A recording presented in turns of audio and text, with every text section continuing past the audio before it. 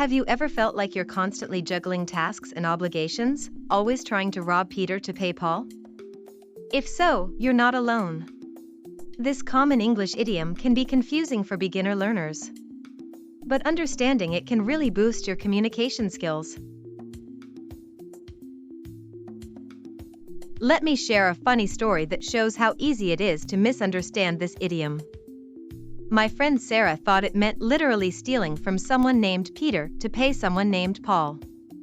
She misunderstood the idiom and ended up in an awkward situation at work by misallocating resources. Oops! So, what does rob Peter to pay Paul actually mean? It's a figurative expression that refers to taking from one source to pay another, often leaving both parties unsatisfied. Let me show you how to use this idiom correctly. Imagine your boss asks you to work overtime to finish a big project. But you already have plans to attend your friend's birthday party. You might say, "I'd love to help, but I'd be robbing Peter to pay Paul if I canceled my plans." This demonstrates how the idiom describes the trade-off of prioritizing one obligation over another.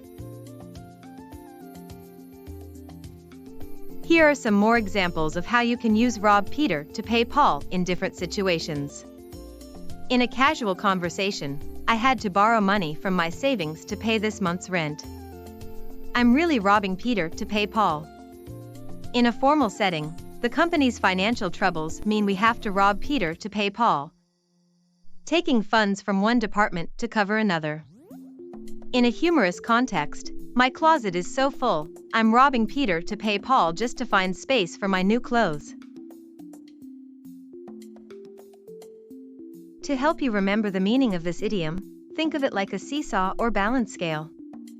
When you rob Peter to pay Paul, you're taking from one side to put on the other, leaving both sides unbalanced. Keeping this visual in mind can make it easier to understand and use the idiom correctly. Now for some fun facts about rob Peter to pay Paul. The exact origin is unclear, but it is believed to date back to medieval times, representing the futility of solving a debt by creating another. It reflects the cultural value of financial responsibility and the struggle to balance competing obligations. Here are a few other idioms and phrases related to rob Peter to pay Paul. Borrow from Peter to pay Paul, similar meaning, emphasizing the borrowing aspect. Robbing from the poor to pay the rich, an opposite meaning, describing an unfair redistribution of resources. Juggling finances, a related phrase that captures the sense of constantly balancing different financial obligations. Let's try using the idiom in a sentence. I had to rob Peter to pay Paul this month and use my rent money to cover my car payment.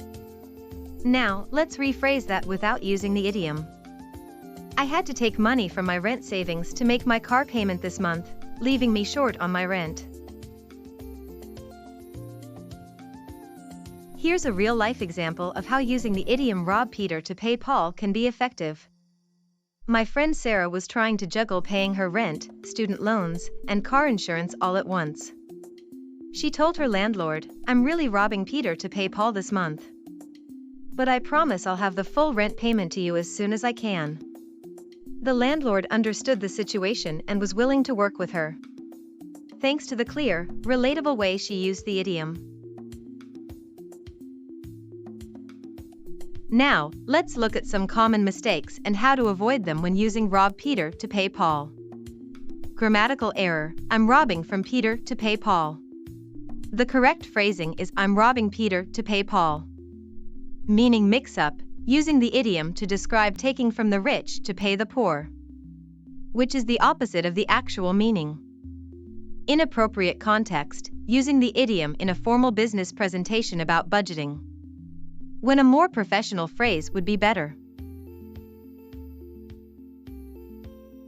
Let's test your understanding with a few quiz questions. 1. What does the idiom rob Peter to pay Paul mean? A. Steal from one person to pay another. B. Borrow from one source to pay another. C. Take from the rich to pay the poor. Answer B. 2. Which of these is a synonymous expression to rob Peter to pay Paul? A. Borrow from Peter to pay Paul. B. Manage finances steadily. C. Robbing the poor to pay the rich. Answer A. 3. Which of these is an antonymous expression to rob Peter to pay Paul? A. Robbing the rich to pay the poor. B. Juggling finances. C. Borrow from Peter to pay Paul. Answer A. In summary, rob Peter to pay Paul is a common English idiom that describes the act of taking from one source to pay another, often leaving both parties unsatisfied. Understanding the meaning, origin, and proper usage of this idiom can really boost your communication skills in a variety of contexts.